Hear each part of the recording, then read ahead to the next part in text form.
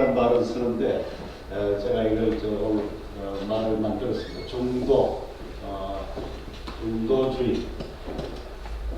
중도주의라는 말인데요. 사실 우리나라는 지금 중도 사회입니다. 대통령마저도 중도 실용주의로 가겠다. 이런 말 들어봤죠? 그런 말을 들었을 때 대통령의 이게 국정 지표거든. 우리나라를 이렇게 끌고 가겠다는 거예요. 그러니까 이게 굉장히 중요한 사상이에요. 제가 우리 송 간사님한테 전화를 받고 이메일 받고 우리 사회를 지배하고 있는, 우리 사회를 끌고 가는 현대 사상이 뭘까? 제일 먼저 떠오르는 게 이거야. 왜? 대통령의 국정 지표예요. 아세요? 그 다음에 우리나라뿐만 아니고 사실은 이 전 세계가 어떤 면에서 이 중도주의를 가지고 지금 정치를 하고 있습니다. 그런 면에서 여러분이 이 중도 사상이 뭔지를 정확하게 꿰뚫고 있는 게 중요하고요. 내일은 거꾸로 서양의 중도 사상을 공부하겠습니다. 옛날에는 제가요 늘 서양부터 먼저 하고 동양을 뒤에 했어요. 그랬더니 동양 이 중도 사상이 하부 사상처럼 늘 느껴져서 이번에는 거꾸로 가도록 하겠습니다. 어떻게 생각하세요? 이명박 대통령의 중도 실용주의 타협 아니죠? 뭐와 뭐의 타협 아니죠? 우파와 좌파. 지난 10년 동안 좌파 정부와 또 지금 현재 등장한 우파 정부의 어떤 면에서 타협안이 이 중도 실용주의다라는 겁니다. 그러니까 어떤 면에서요, 이 타협안이라는 게 이게 문제입니다. 옳은 것도 아니고 틀린 것도 아니고 이게 묘한 거죠. 이게 아리까리한 거죠. 이게 뭐냐? 정체성이 불명해. 자칫하면요, 여러분 조심하세요. 이명박 대통령 기독교인이라고 여러분 봐주시는지 몰라도요. 자칫하면 우파한테서도 던지고, 우파도 내 편이 아니다고요. 좌파도 내 편이 아니다라는 꼴이 날 겁니다. 그러니까 자칫하면 왕따당할 수 있습니다.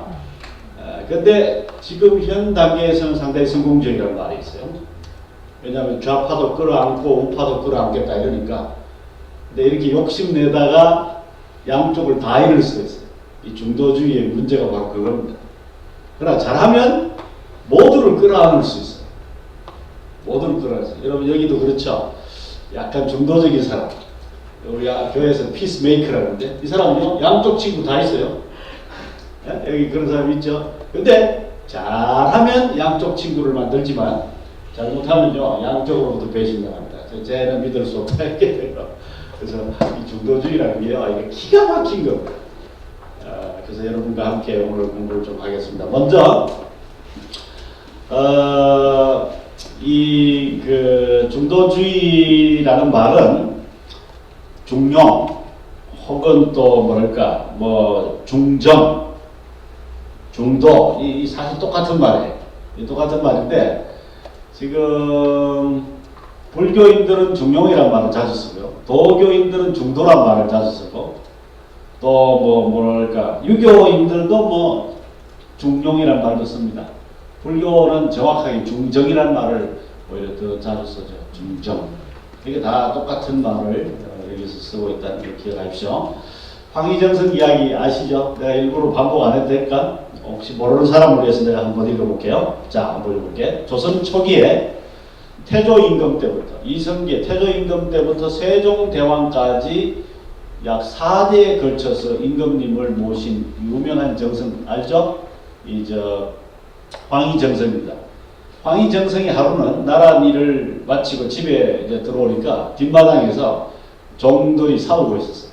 막 옥신각신 싸우고 있었는데 그래서 원래 이 조선의 군자들은요 종들이 싸우는 사소한 일에 관여 안 한대요. 그래서 못 본 척하고 봤죠 분명히. 근데 못 본 척하고 이제 방에 들어갔죠.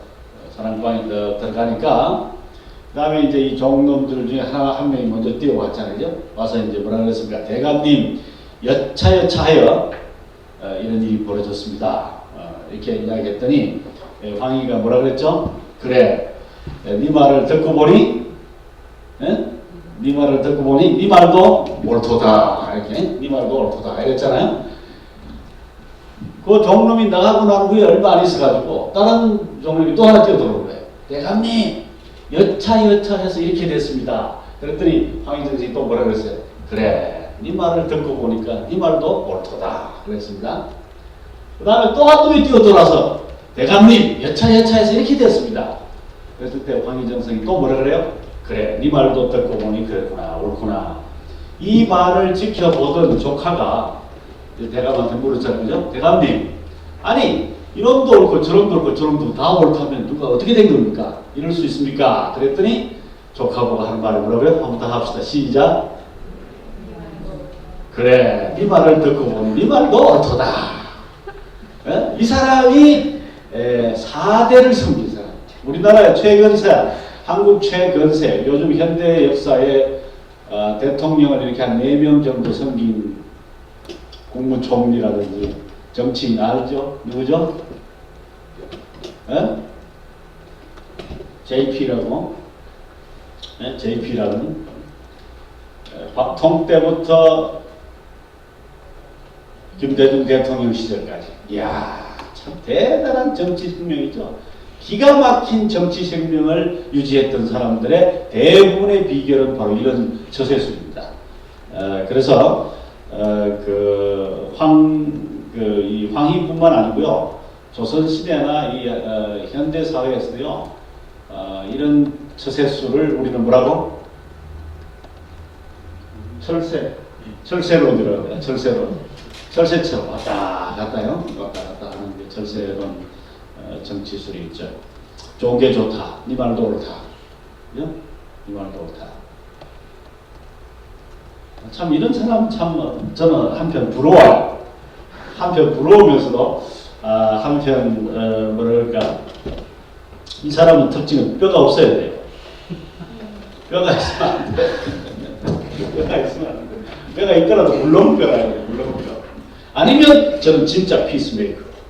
진짜 피스메이커.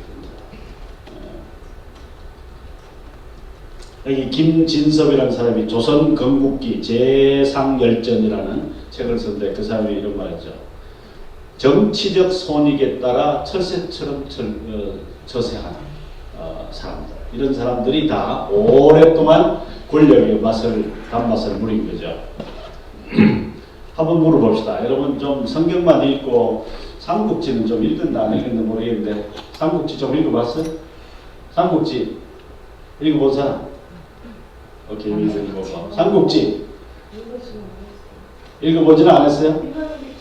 기억이 안 나. 그러면 안 돼. 삼국지를 안 읽은 사람하고 이야기하지 말라 그랬어요. 그 다음 삼국지를 3번 이상 읽은 사람하고도 말하지 말라 그랬어요. 왜 그럴까요? 성경을 너무 많이 읽으셨구나. 성 교사님, 삼국지를 한 번도 안 읽은 사람하고 이야기도 하지 말라. 한국에서는. 그 다음 3번 이상 읽은 사람하고 말도 하지 말라 그랬어요. 왜? 뭘 배웠기 때문에? 바로 이걸 배웠기 때문에. 삼국지에 나오는 사람 중에 조조 군자일까? 조조 군자 소리 들을까요? 이번에 중국 영화 봤어요? 이번에 적벽대전 봤나? 처음 나온 거 봐요. 두 번째 때는 아직 못 봤어요. 적벽대전. 조조 멋있죠? 연애도 잘하고 명장군이고 인물도 잘하고 그렇죠 이게? 근데 삼국지에서는 조조를 군자라고 그러잖아요. 왜? 조조는 꾀가 너무 많아서. 그 다음에 꾀가 진짜 많은 놈 중에 또 하나 더 있지. 제갈공명. 제갈공명이 군자로 추앙받을까? 남산 밑에 가면, 서울역이 남산 밑에 가면은 제갈공명 사당이 하나 있어. 난 남산을 수십 바퀴 돌아봤기 때문에 별의별 게 다 있다. 제갈공명 사당이 남산 밑에 있어요. 한국에서 제갈을 매년마다 제사를 지냅니다. 군자 축에 들어갔습니다. 근데 삼국지에서는 군자를 안 그래요. 왜 그런지 아세요? 너무 꾀나 많기 때문에. 군자 자격이 없어. 장비 그러면 군자 자격이 있을까? 칼 뽑으면 막 그냥 수십만 명을 혼자 죽일 수 있어. 장비. 군자 아니야. 너무 바보 같아. 조조나 제갈은 너무 똑똑하고 장비는 뭐라고? 너무 어리석어. 이런 사람은 군자가 아니에요. 군자가 어떤 사람이에요? 똑똑해 보이면서도 어리석하고 어리숙하면서도 똑똑한 이 사람이 군자예요. 누굴까? 유비라. 유비. 또 뭐 군자 중에 여러 명 나오죠. 저 삼국지 읽어본 사람. 유비 말고 또 누가 있을까요? 유비 또 성권도 군자 측에 들어가나? 예, 성권도 상당히 아주 군자 추앙을 받죠. 성권이 누구죠? 성권이 유비한테 자기 여동생을 줬나? 그래서 이제 사돈지간이니까 뭔가를 맺죠. 여러 정치적으로 서로 결탁합니다. 그런데 여러분, 동양사회에서 유비를 덕장이라 그래요. 덕장. 네? 덕장. 장비는 맹장이라 그래요. 네? 맹장이라. 그 다음에 조조라 이런 사람 보고 뭐라 그러지? 꾀장이라고 선언 안 하고 뭐라 그러지? 지장, 맞아. 지장이라 그러지. 지장이라 그러지. 맞아. 꾀장이라 지장이라 그러지. 여러분, 누굴 존경하노? 덕장, 지장, 맹장. 우리 와이프께서는 지장을 존경하나? 제가 아무도 마음에 안 들어요. 복순석을 가지면 지장, 맹장, 덕장 이 3장 중에 덕장이 좋아. 덕장이 좋아. 유비 덕장이야. 그래서 유비 좀 좋아하시겠네. 유비. 근데 유비의 좀 뒷조사를 좀 하겠습니다. 유비의 뒷조사를 좀 하겠습니다. 유비의 뒷조사를 자 한번 볼게요. 제가 여기 한번 볼게요. 유비 뒷조사. 자 보자. 제가 한번 읽어볼게요. 유비는 비록 장비보다는 무예와 힘이 부족했고 조조나 공명보다는 권모지략이 한참 뒤떨어지는 위인이었으나, 그죠? 유비는 삼고초려라는 말이 있듯이 제갈공명 등 수많은 인재를 거두어들이고 발탁할 줄 알았으며, 그래서 이게 덕장의 자격이 있다고 그래요. 무엇보다 마음이 너그럽고 어질고 후덕하고 도량이 넓고, 도량이란 말 알죠? 마음 성슬을 넓다는데, 그 다음에 의지가 강하여, 아주 어려울 때도 잘 뚫고 나갑니다. 그죠? 대세를 잘 탔어. 이제부터 좀 문제나이. 대세를 잘 타서 촉한이라는 촉을 세우고 나갔죠. 그래서 최고의 덕장으로 전 세계에서요, 경영학 공부하는 분들이 잭 웰치 다음으로 연구하는 대상 중에 하나가 유비입니다. 유비가 누구냐? 유비. 제가 한번 뒷조사를 했습니다. 첫째, 이 유비는 중원에서 쫓겨나가지고 조조에 기대어 살았던 적이 있어요. 조조한테 밥 얻어먹고 살았던 적이 있습니다. 근데 이렇게 기대어 살면서 한편으로는 조조를 안심시키면서도 다른 한편으로는 원소의 도움으로 조조를 칠 계획을 세웁니다. 이야, 누구 밥을 얻어먹으면서 그놈을 칠 계획을 다른 놈하고 공모를 했다고. 이게 유비입니다. 이것은 덕장이라면 절대로 해서는 안 되는 배은망덕한 짓. 그래서 나중에 조조가 이런 유비를 살려둬서는 안 되겠다 결정합니다. 그래서 적벽대회를 쳐들어온 거죠. 또 화가 난 조조가 번성을 이제 공격해옵니다. 이제 유비를 치려고 하자 백성들의 마음이 흔들리는 걸 보았습니다. 왜냐하면 조조가 100만 대군을 끌고 오거든. 그러니까 백성들이 조조하고 싸웠다가 뼈도 못 추리겠거든. 그래서 백성들이 이제 항복하자 이러는 거야. 흔들리는 거야, 마음이. 이때 유비가 무슨 장난하는지 아세요? 강물에 뛰어들어요. 그랬더니 이제 일부 중심이 있잖아. 그래가지고 유비 대가 왜 이러십니까? 이러면서 막 난리를 친다는 거야. 그때 백성들이 유비가 강물에 뛰어드는 걸 보고 어떻게 하냐면 역시 우리의 주군이다. 이래가지고 유비를 위해서 우리 목숨 바치자고 갑자기 막 분위기 반전. 그래가지고 유비를 위해서 목숨 걸자고 해가지고 결국 그 전쟁을 이겨냈다. 이야, 저 사기꾼이죠. 도저히 안 되겠거든. 백성들이 흔들린단 말이야. 자살 뭐라고 그러니까 쇼를 한 거지. 이야, 대단한. 이런 정치적인 술수를 부릴 줄 아는 사람. 제일 나는 도저히 나는 아직도 이해가 안 되는 것 중에 하나 이겁니다. 인생의 마지막에 뭐 젊을 때 그것도 하자. 젊을 때는 뭐 유비도 뭐 다 나처럼 나도 다 그런 면이 있고 다 늙어가는 마당에 다 죽을 때 돼가지고 인생의 마지막에 이르러서 유언을 탁 남기는 자리에서 누구를 부르려면 제가 분명을 불러요.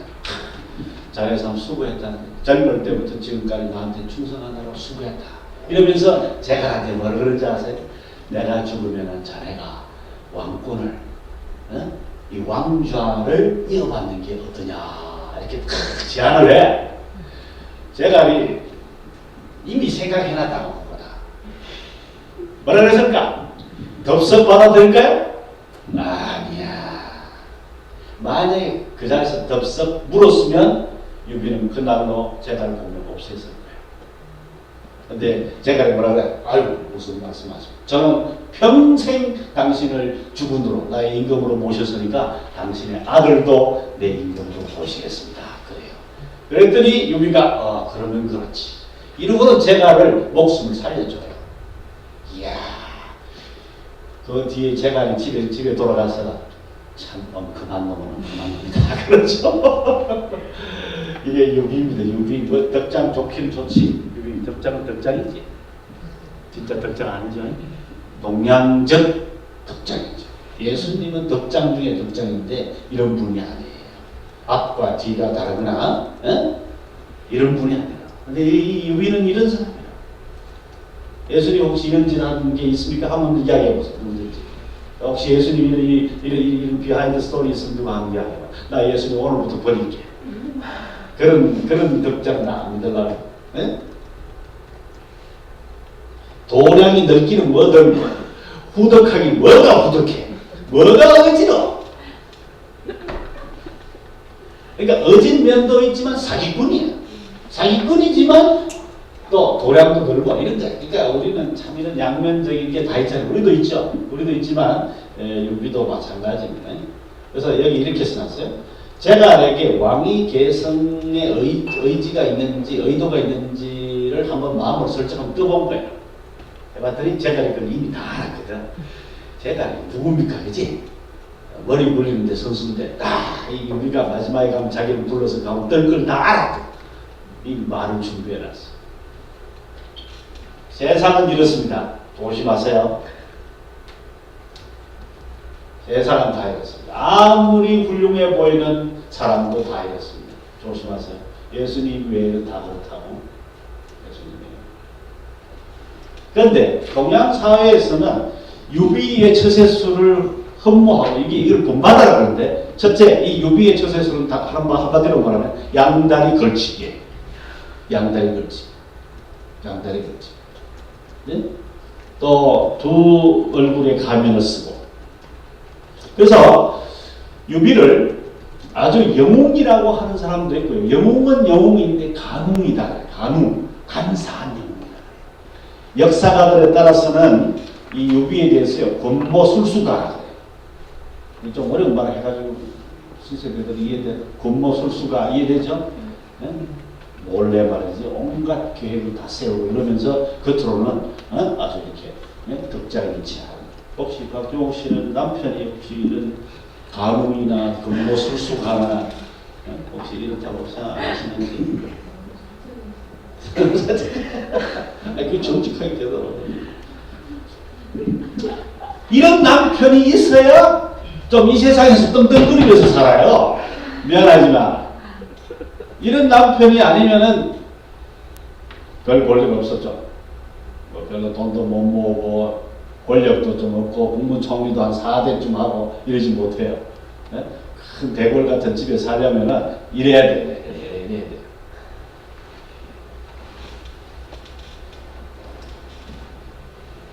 이걸 동양 사회에서는 이제 중도의 길을 가는 사람이다. 이렇게 말하면 야 멋있지. 중도의 길을 가는 사람.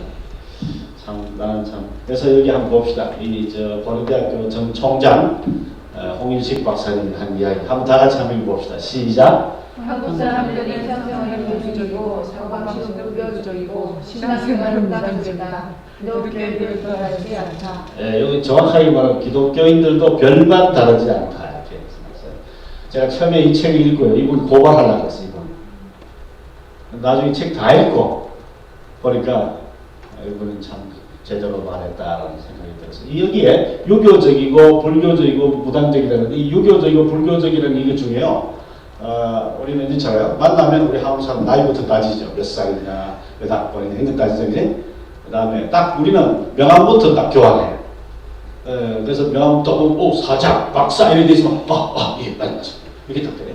그러니까 이런 게 아주 익숙한데 불교적이란 말은 오늘 공부할 텐데요. 옳은 것도 없고 틀린 것도 없어요. 좋은 게 좋다는 게 불교적 사고방식이에요. 이런 것들을 한번 공부하겠습니다. 그래서 제일 먼저 그러면 불교적 세계관을 좀 공부할게요. 저는 뭐 불교적 세계관을 자세하게 모르기 때문에 그냥 이건 그냥 지나가겠습니다. 존재론, 도덕론, 인식론 뭐 이런 건데 저는 세 번째 좀 오늘 초점을 맞춰볼게요. 자, 이 부처님입니다. 부처님이 저는 뭐 불교를 연구하는 건 굉장히 힘들어. 그냥 너무 한문이 많아가지고 한문이 너무 많아가지고. 근데 한문 중에도 더 어려운 한문이에요. 고대 한문이에요. 근데 이제 저는 이제 해석한 걸 제가 읽어보겠습니다. 아함경에서 한번 다 같이 읽어볼까요? 이거 한번 읽어보는 게 재밌습니다. 다 같이요. 아함경에서 부처님 뭐라 그랬다고요? 지극히 천한 용락의 행위와 범부의 행동을 하지 말아라. 또한 스스로 별로 성스럽지도 않으며 의롭지도 않은 고행을 구하지 말아라. 이 두 극단을 버리면 그것이 중도가 된다. 자, 여기 보세요. 부처님이 뭐라 그랬는데 이랬습니다. 너무 천한 용락, 쾌락을 너무 쫓지 마라. 이거 이해합니까? 여러분 인도에는요, 온 세상의 모든 쾌락이 다 있다고. 성적인 쾌락, 맛있는 거, 온 세상의 모든 최고의 쾌락이 다 모인 데가 인도라고요. 근데 이 쾌락을 통해서 구원을 받으려고 하는 게 바로 인도의 이 쾌락주의자들의 그 행동이죠. 근데 극단적으로 인도는 또 뭐가 제일 많아요? 금욕 중에 금욕이 제일 많아. 불 위로 걷기, 못 위에 자기, 그 다음에 별의별 온갖 금욕기. 근데 부처님이 보리스 나무에서 깨달은 게 뭔지 아세요? 보리스 나무에서 해탈했다는 게 바로 이거야. 해탈의 핵심이 뭔가 이겁니다. 지나친 쾌락도 추구하지 말고, 지나친 금욕도 추구하지 말고, 뭐라고요? 중도를 걸어가라. 이게 부처님이 보리스 나무 밑에서 깨달은 겁니다. 맞습니까? 이게 불교의 핵심이에요. 불교의 핵심입니다. 불교 철학이에요. 종교가 아니고 본래. 만약에 이를 깨달은 건요, 서양의 아리스토텔레스가 말하는 골든민, 아리스토텔레스가 말하는 골든민이라고 했습니다. 골든민. 골든민이 뭔지 아세요? 골든민? 황금의 중립이라는 거예요. 황금의 중립. 극단으로 가지 말고 언제나 중립을 취하라 라는 게 아리스토텔레스의 철학의 핵심이에요. 최고의 철학입니다. 자, 한번 보세요. 서양 철학의 대부 중에 대부가 아리스토텔레스 철학이에요. 아리스토텔레스의 철학 중에 철학의 핵심이 뭐라고요? 중립을 걸어라. 중립을 걸어라. 너무 극단으로 가지 마라. 좌로나 우로나 치우치 말라는 거예요. 중립을 걸어라 그랬죠. 그 다음 부처님도 보리스 나무 밑에 깨달은 최고의 철학 중에 철학이 뭐라고요? 중도를 걸어라. 이게 여러분 이게 어떤 건지 여러분이 이걸 깨달으면요, 이거 기가 막힌 겁니다. 동서양 현인들 최고 철학자들이 깨달은 진리 중에 진리, 그 비결은 뭔가 하면 중도를 걸어라. 중립을 취하라. 이건요, 처세술이고 역사 해석의 방법이고요, 역사 철학입니다. 이건 무시무시한 겁니다. 그런데 우리나라에서는 이 불교 해탈을 이걸 핵심으로 보지 않고 자꾸 무슨 고행을 통해서 뭐 대단한 신비적인, 그지? 무슨 그걸 한다고 생각하는데, 사실은 덕도 중에 덕도는 이걸 깨닫는 게, 이 덕도를 못하면 그 덕도는 잘못되는, 그건 아무것도 못하는 거예요. 조금 더 살펴보자. 조금 더 살펴보자. 그래서 여기 그 중도를 유나 공에 치우치지 않는, 그러니까 있는 것이나 없는 것에 치우치지 않는 절대 진리의 절대 진실의 도리라 이렇게 했는데, 이걸 일본의 불교 철학자입니다. 불교 철학자 유명한 모로하시 데츠지, 나는 말도 잘 못하네. 데츠지, 이 유명한 사람인가 봐요. 이분은 이렇게 말했어요. 한번 다 같이 읽어봅시다. 이분은 사물의 중용뿐만 아니라 유나 무를 고집하지 않는 것이나 고통도 없고 즐거움도 없는 것을 중도라고 하며, 그 중도는 팔정도에서 말하는 정도를 말한다. 한번 읽어보자. 부처님의 팔정도입니다. 다 같이. 자, 첫 번째 정견, 올바로 보는 거죠. 두 번째 정사, 올바로 생각하는 것. 정어, 올바로 말하는 것. 정어, 올바로 행동하는 것. 정명, 정근, 정령, 정정,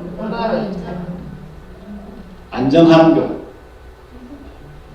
예, 올바로 컨센트레이션, 안정을 취하는. 저는요, 잘 들으세요. 지금까지 저는 나이가 이렇게 들도록 이 정자를, 여기서 말하는 부처님이 말하는 이 정자를 바른정이라고 저는 알았어요. 이게 바른정자 맞죠? 한문에서는 바른정이라고 그래요. 근데 이 나이에 제가 깨달은 건 뭔가, 이 바른정이 right가 아니라는 걸 이제 알았어요. 부처님은 이걸 right라고 보지 않는다. right가 아니고 moderate가 뭐죠? moderate, 중립적인 혹은 중도적인 정을 말합니다. 저는 수많은 정치가들이 정도로 가라, 여기 정도로 가라 그러길래 난 바른 길 가라는 줄 알았어요, 여태까지. 이제 이 나이에 깨달은 정도는 바른 길을 가라는 게 아니고 무슨 길인지 아세요? 오른쪽으로도 치우치지 말고 왼쪽으로도 치우치지 말고 뭐라고요? 중립을 가라라는 게 정도라는 걸 이제 알았어요. 정도로 가라.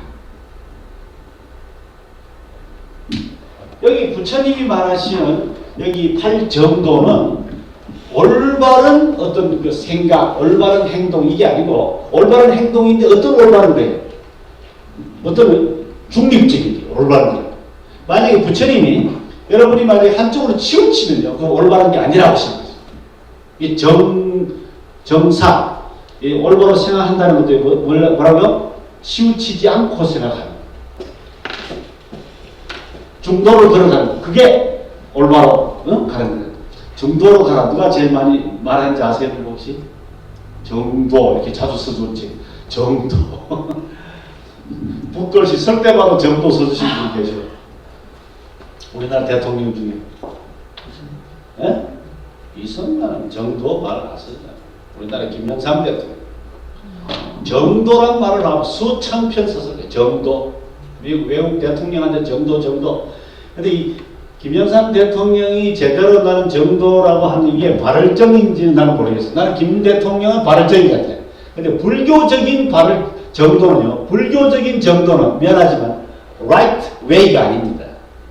The right way가 아니고 뭐라고요? moderate way예요. 중립을 갈 줄 아는 사람을 정도로 간다는 게 맞습니다. 한번 보자.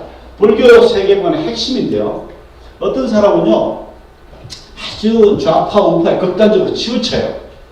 그런 사람들은 저 스님이 누구시더라? 이게 갑자기 생각나는데, 이분은 마치 그 성관스님이 이런 말을 했는데, 그 어떤 그 현악기에 기타 같으면 기타의 줄이 잘 안 맞아진 상태를 정도를 걸어가지 않는 사람이라. 다시 한번 해보자. 기타 줄 있잖아요. 기타 줄을 이렇게 잘 맞춰야지 소리가 잘 나죠. 어떤 때는 좀 세게 맞출 수도 있고 좀 약하게 맞출 수도 있는데 잘 맞춰야지 소리가 잘 나잖아요. 그죠? 그런데 이 성관스님이 하시는 말씀이 불교에 여기 부처님이 42장경이라는 그 불경에서 이렇게 말합니다. 이 검은고 연주자에게 줄의 늦춤과 조임이 알맞게 되어서 소리가 고르게 나는 것을 불교, 자기가 깨달은 뭐라고요? 이 중도라는 거죠.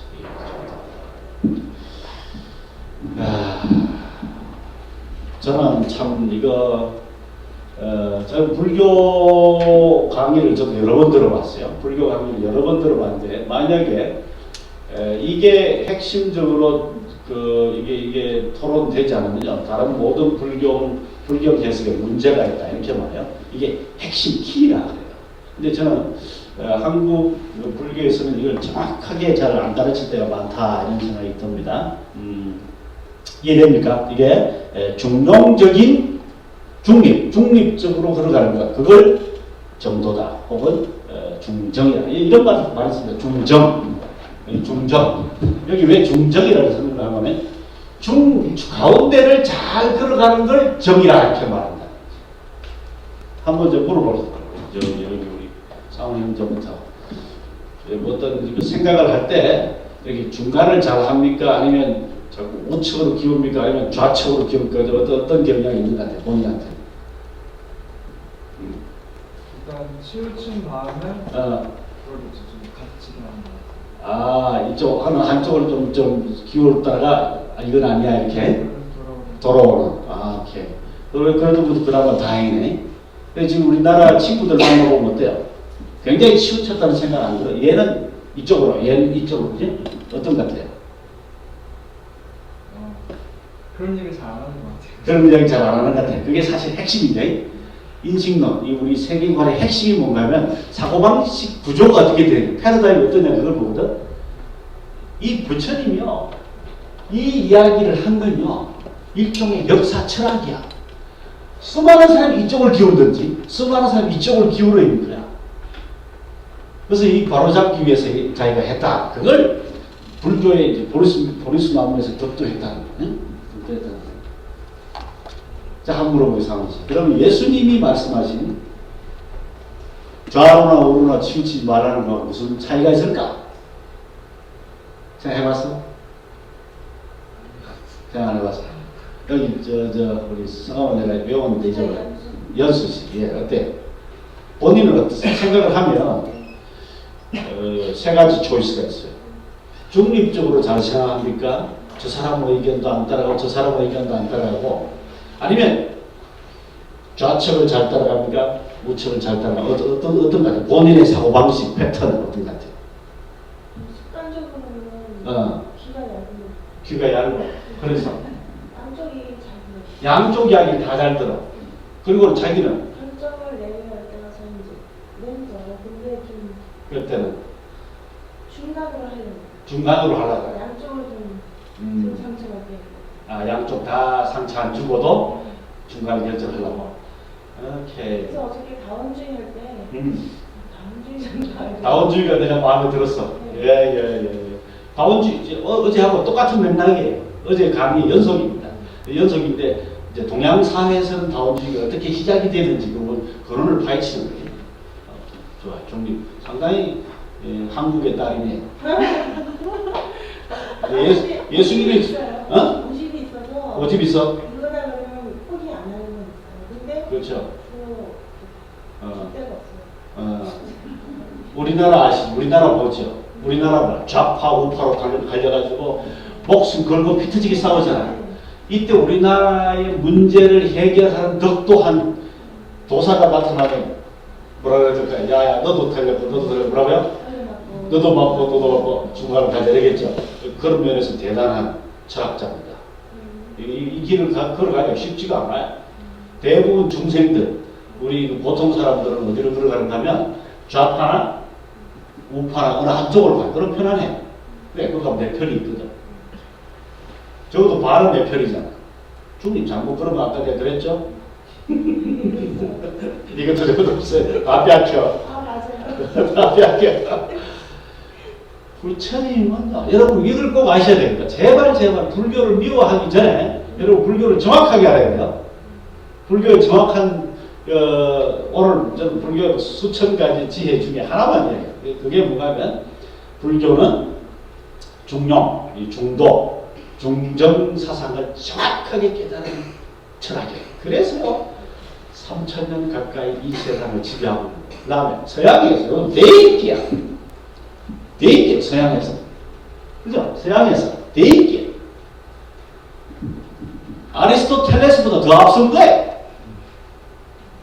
자기들은 말만 뻥끗하면 뭐 우리 아리스토텔레스, 플라톤께서 뭐 이러잖아요. 근데 자기들 사상적인 조상보다 훨씬 앞선.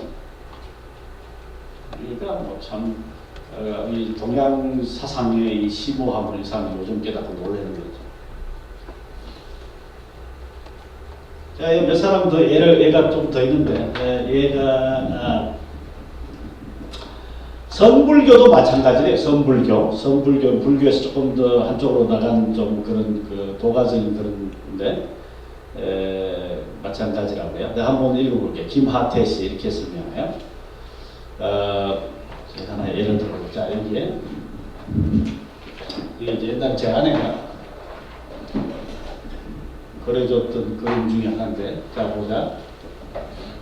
서양 철학은 여태까지 이렇게 말했어요. 이게 A면 이건 뭐라고요? BA라고 했어요. non-A, BA, A가 아니죠, 그죠? 이게 A면 이건 A는 아니죠. 근데 이제 이 동양 철학, 이 선불교에서는 뭐라고 A나 BA나 세계 BA나 같은 거다 이렇게 보는 거예요. 사실은 이 중도라는 말은 이것도 아니고 거기에 묘한 어떤 그 중립적 이 두 가지의 어떤 그 중립적인 상태를 만들어내는 거 보는데 서양 철학자 입장에서는요 이건 넌센스예요. 비논리적이에요. 말도 안 돼요. 서양은 이렇게 말해요. A와 non-A에 여기 나오는 건 뭔가 하면 B라고 봤어요. 해겔 같은 사람. 이 B의 반은 B 다시고 여기에 다시 C가 나온다고 생각했어요. 이해됩니까? 그런데 동양은 A와 non-A 사이에 뭐가 나오는가? A나 non-A 같은 거라 이렇게 나와요. 같은 거. 이거랑 저거랑 같다. 사실은요. 그놈이나 저놈이나 같은 거다라는 그 말이 바로 이겁니다. 그래서 김하태 씨가 뭐라 그러는가 이렇게 말해요. 이건 비논리적인 게 아니고 초논리적인 거다. 네? 비논리적인 게 아니고 뭐라고요? 초논리적인 초논리라고 할 수 있으면 이것은 철학적인 장난이다. 그래서 이 김하태는 이렇게 말합니다. 이건 서양 사람들이 깨닫지 못했던 하나의 논리학인데 우리가 옳다 그르다 사이에 묘하게 말이죠. 중첩되는 옳지도 않고 틀리지도 않는 묘한 이런 영역이 훨씬 더 많다는 거예요. 훨씬 더 크다. 네, 그런 의미에서 지금 우리 좀 생각해 볼 필요가 있습니다. 자, 그 다음 보자. 하나만 더 보자. 자, 여기. 이거 한번 읽어주실래요? 여기 아주 핵심적인 사상 중에 하나인데. 자, 한번 누가 읽어봐야 돼. 자신 있는 사람. 자. 누가 읽고. 여기. 다음에 이름이 뭐더라? 한별이 읽고. 자, 앞에 도와줄게. 군자. 중용. 맞아. 잘 알았어. 거기까지 했으면 대단하다. 군자 중용이면 오 맞아요. 소인 반중용. 야, 그 다음에 어른들 들고 있어 지금. 자, 군자 중용 야 하면 군자 이 시중이요. 맞아. 그 다음에 야 하면 기 탄 야라. 우와. 한문을 배웠어요? 네? 한문을 배웠나요? 고등학교 때. 우와. 내가 제일 자신 있는 게 한문이야. 이야, 고등학교 실력이 저 정도야. 대단하네. 사모님 읽어줄 수 있어? 저는 고등학교 외국에서 나왔어. 아, 영어를 번역해놔서 더 좋을 걸. 오케이, 무슨 말인지 그럼 해석해보자. 한별이. 무슨 말인지 해석해보자. 에? 군자는 뭐라고? 중용을 취한다. 에? 중용을 취하는데 소인, 똘마니들, 소인은 쫄짱구들 말이에요. 쫄짱구들은 뭐라고요? 중용과 반대되는 행동을 하는 거예요. 중용을 모른다는 말 한마디로. 군자다운 군자는 중용을 취하고 이 똘마니들은 뭐라고요? 중용을 모른다는 거야. 그런데 군자지 중용야 하면 군자 뭐라고요? 이 시중 군자가 군자다운 면은 뭔가 하면 군자는 뭘 따른다고? 시. 이게 중요한 거야. 시. 이게 무슨 시자예요? 때시. 오, 정확해. 때시라는데 이 때가 타임이 아니고 시츄에이션이 뭐죠? 상황이란 말이에요. 자, 보자. 군자가 군자다운 것은 군자는 때가 바뀔 때마다, 상황이 바뀔 때마다, 시절이 바뀔 때마다 그때 뭘 취해? 중간길을 걸어가는 사람이에요. 똘마니들은 뭘 못하는가 하면은 거기에 말이고요. 소인들은 뭘 못하는가 하면 세월이 바뀌어도 지금 시대가 바뀌었는데도 자기가 옛날 우측을 걸어갔거든. 우파를 계속 걸어가는 거야. 근데 군자는 뭐야? 옛날에 우파를 걸어갔지만 지금 때가 바뀌었어. 뭐로 바뀌어서? 좌파로 바뀌었어. 그럼 어디를 걸어가라고? 좌파로 걸어가. 지금 이제 반대로 이야기할게. 옛날에 10년 동안 좌파로 걸어갔어요. 근데 지금 정부가 바뀌었어. 때가 바뀌었어. 그럼 어디를 걸어가라고? 우파로 걸어가는 사람이 뭐라고? 군자주의 군자. 근데 쫄짱구들, 이 소인배들은 세월이 바뀌었는데도 그걸 바꾸지 못하는 거야. 자, 이해되나요? 이야, 이게 중용입니다. 이게 군자입니다. 여기 군자다운 분은 어떤 분인가? 시대가 바뀌면 시대가 바뀌는 대로 처세를 바꾸는 사람이 군자예요. 그걸 못 바꾸는 사람은 아주 쫄짱구입니다. 이 공자님의 말씀에 의해서는 그렇다. 공자님의 말씀. 자, 한번 보자. 예를 한번 들어보자. 자, 군자. 어떤 사람이죠? 한번 볼까? 시작. 예, 또 세 번째. 예, 또. 아하. 한별이 어때요? 본인은 이런 거 잘하세요? 이거 잘해야 되는데. 이게 그래야지 군자인데. 예? 신사임당 여사께서 이번에 저 화폐에 올라가셨는데, 화폐 정도 올라가려면 이 정도는 돼야 돼요. 예? 화폐에 올라가려면 이 정도는 돼야 돼요. 바람말하고, 극단에 치우치고, 이러지 못하면 화폐 못 올라가요. 우리나라 화폐 올라가야 되는 인물들 대부분 다 그래요. 물론 안 그러신 분도 계시겠지. 화폐 올라가는 거 너무 좋아하지 마세요. 화폐 올라갔다가 이야 나도 얼굴에 화폐 한번 올리자. 대부분의 화폐에 얼굴 올린 사람 이런 사람이에요. 그런데 하나님의 생명책이 없을지 몰라요. 제가 한번 예를 들어볼게.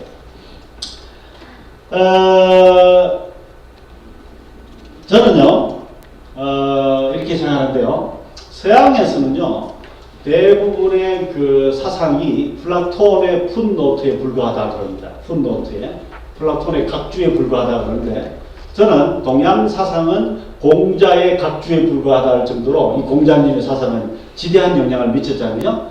근데 이 공자는 어떤 사람이냐? 맹자가 이 중용이 어떤 건가를 설명하기 위해서 중국의 세 성인 이야기를 합니다. 이 세 성인 내가 이야기했죠? 누구죠? 청렴의 성인이라는 백의가 있죠. 백의 숙제할 때 백의가 있고, 그 다음에 책임의 성인은 이윤 있고, 시중의 성인은 공자라 그러는데요. 한번 이 차이를 제가 읽어볼게요. 이 책임의 성인이라고 하는 이윤은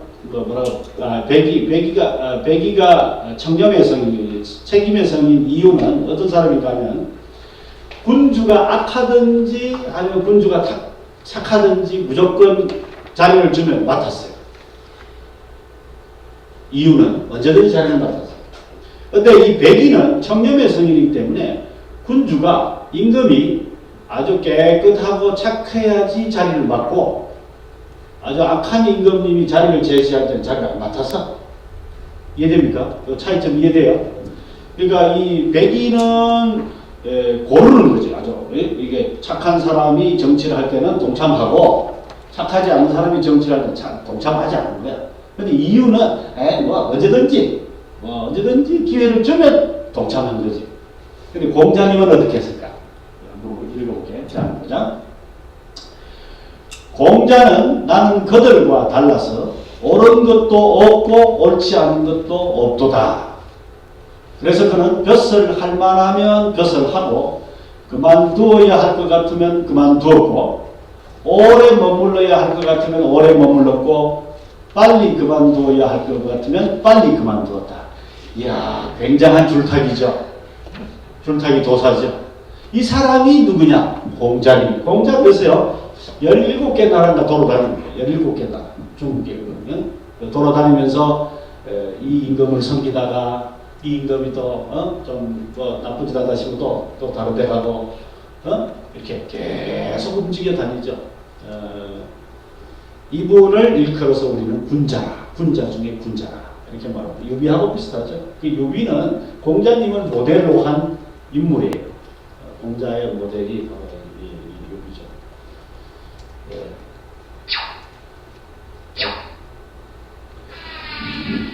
이거 뭐 이렇게 그럼 자, 제가 한번 여기 읽어볼게요. 이 공자의 군자, 이 너무 앞에 갔다. 여기 앞에. 자, 제가 한번 읽어볼게. 자, 우리나라에서요, 이걸 잘 푸는 사람이 지금 그 서울대 김학중 교수인데 이 중용을 이렇게 풀었어요. 이 한자 중용을 한번 써보세요. 여러분들 제가 한자에 나는 말이 사는 것 중에 몇 개를 썼어요. 중용. 이 중용이 뭐냐? 김학중 교수 이렇게 풀었어요. 잘 들어보세요. 잘 들어보세요. 군자가 때에 맞게 행동한다는 것은 사회의 법률이나 도덕 또는 중의의 모든 사정에 가장 알맞게 행동한다는 뜻이다. 그런 의미에서 중용의 도에서 절대 악이나 절대 선은 있을 수 없다. 선악의 기준은 상대적인 것이지 절대적인 것이 되지 못한다. 그렇기 때문에 중용을 지키는 것은 절대 악이 아닌 동시에 절대 선도 아니다. 악 속에 선한 동기가 들어있고 선 속에도 악의 씨가 있다고 믿기 때문이다.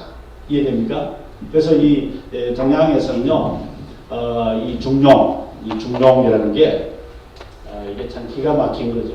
기가 막힌 거죠. 저 뒤에 계신 우리 간사님 어떠세요? 어른들이 집에서 어른들이 모난 돌이 정 맞는다 이런 소리 들어봤어요? 모난 돌이 정 맞는다. 그런 말 못 들어봤어? 어디 다른 나라에서 살다 봤어요? 모난 돌이 정 맞는다. 너무 튀지 마라. 이런 말 못 들어봤어요? 못 들어봤어요? 오, 그래요. 우리나라에서는 그 말이 아주 유명합니다. 무슨 말인가 하면 중용, 중도를 걸어가라라는 다른 말이에요. 다른 말. 다 비슷비슷한 거예요. 그래서 이게 굉장히 참 그래서 너무 튀는 사람이 언제나 우리나라에서 잘리죠. 잘리고 또 미움받고 그죠? 그래서 있는 듯 없는 듯 그 자리에 또 군대라고 중간만. 중간만 맞아 중간만 너무 앞서지도 말고 뒤에 서지도 말고 중간 치기만 해라. 이게 우리나라 사회 모든 분야에 다 깔려 있습니다. 어디 다른 나라에서 오신 것 같네.